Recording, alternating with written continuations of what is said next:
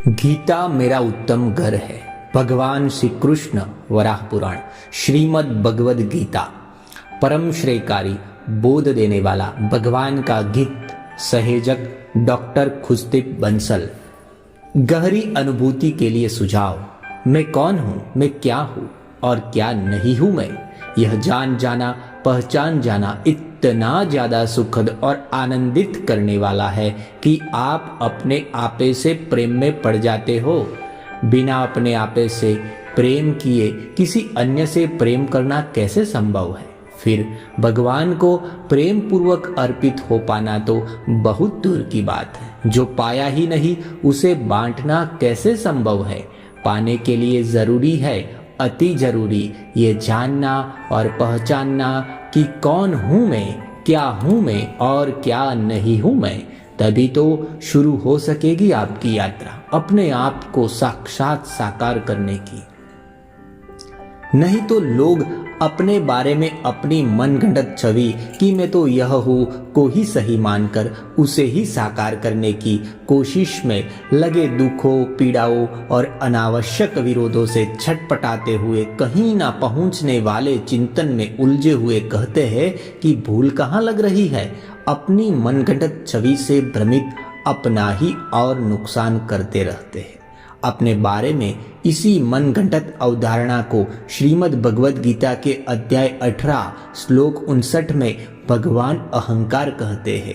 अहम वत्याकार, अर्थात मैं ये करने वाला हूँ, परंतु आप जो हो ही नहीं उसे साकार कैसे करोगे? जो हो वह साकार होगा ही और उसी को साकार करना ही आपके बस में भी है।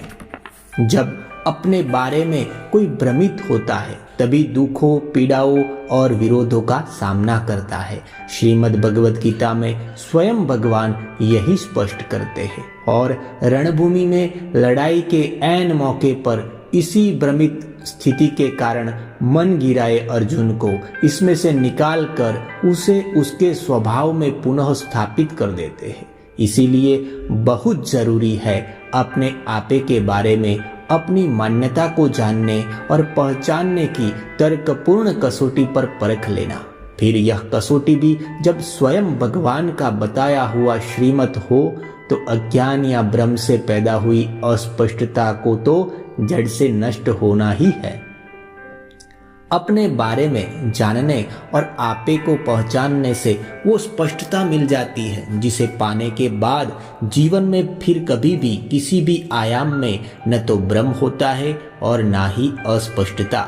श्रीमद् भगवद गीता का हर बार पढ़ने और मनन करने और सुनने पर अचानक से मन की कोई गुत्थी सुलझती है, अचानक कोई स्पष्टता कौंधती है और मन को किसी पीड़ादायी बंधन से मुक्ति मिलती है। सम हुई सोच ऊंचे, नए और श्रेष्ठ आयाम को पा जाती है। करीब 5000 वर्षों से श्रीमद् भगवद गीता को आत्म साक्षात्कार की परम रहस्यमयी अनुभूति देने वाला ग्रंथ कहा जाता है। विश्व की 72 से अधिक भाषाओं में करीब 2000 अलग अलग व्याख्याओं से बड़े बड़े विद्वानों ने उसी परम रहस्य को पकड़ने का, समझने का और समझाने का प्रयास किया है।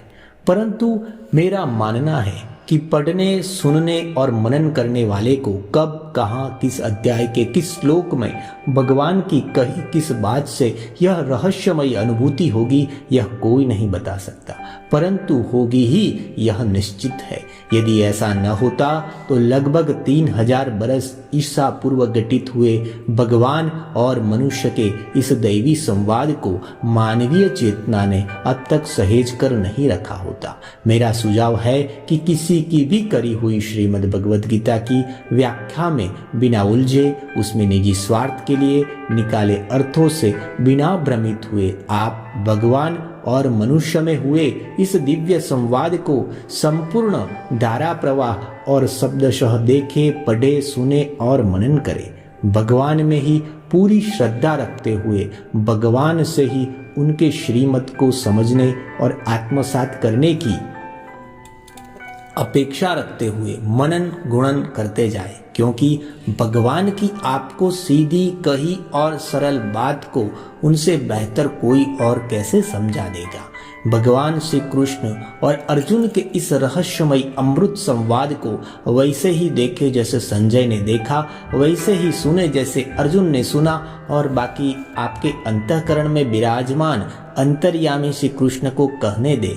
मन को मिलने वाली स्वधर्म की स्पष्टता, बुद्धि को मिलने वाली स्थिरता और आपके हृदय में उठने वाली आनंदित भावों से भगवान वो अनुभूति देते हैं जो आपको प्रकृति जनित 3 गुणों से पैदा हुए दुखों के पार ले जाती है। ऐसा मेरा निजी अनुभव भी है और श्रद्धा पूर्वक विश्वास भी। श्रीमद् भगवद गीता को 2 से 3 बार लगातार धारा प्रवाह पढ़कर और सुनकर आप पाएंगे कि श्रीमद् भगवद गीता के 3 आयाम हैं। ये आयाम है सकारात्मक कर्म साधना अध्याय 1 से 6, परम की श्रेष्ठ अभिव्यक्ति से भी आगे भगवान के पुरुषोत्तम स्वरूप को प्राप्त होने के लिए ध्यान साधना अध्याय 7 से 12, और आपे को जानने और पहचानने का परम ज्ञान अध्याय 13 से 18। श्रीमद् भगवद गीता के संस्कृत पाठ अनुसार दिए गए श्लोकों की क्रम संख्या को प्रस्तुत हिंदी रूपांतरित वाक्यों के अंत में पूर्ण विराम के बाद अंकित किया गया है। इससे भगवान द्वारा बार बार प्रयोग किए गए सांख्य दर्शन के पारिभाषिक शब्दों जैसे पुरुष, प्रकृति, 3 गुण, स्वधर्म, स्वकर्म और स्वभाव पर आपकी विस्तृत समझ विकसित हो जाएगी। आत्म पहचान करके फिर आपके कर्मों से आत्म साक्षात्कार के लिए सकारात्मक कर्म साधना अध्याय 1 से 6 पर भगवान से उनका श्रीमत ग्रहण करें। इसे मनन और अनुसरण करते हुए आत्मा की परम श्रेष्ठ अभिव्यक्ति करने और उसके आगे की यात्रा अध्याय 7 से 12 के लिए भगवान के बताए श्रीमत अनुसार ध्यान करें। श्रीमद् भगवद गीता परम श्रेयकारी बोध देने वाला भगवान का गीत सरल बोलचाल की भाषा में शब्दशः सहेजने का मेरा प्रयास ईश्वरीय प्रेरणा से ही संभव हुआ है। 5 इंद्रिय रूपी घोड़ों से चल रहे जीवन रूपी रथ की मन रूपी लगाम श्री कृष्ण को थमाकर अपने सभी दैनिक धर्म संकटों को आप भगवान के श्रीमत से संबोधित करें। इसके लिए श्रीमद् भगवद गीता को नियमित पढ़े, सुने, मनन करें और भगवान के कहे अनुसार उनके श्रीमत का अनुसरण करें, क्योंकि इसके अलावा कोई और चारा है भी नहीं।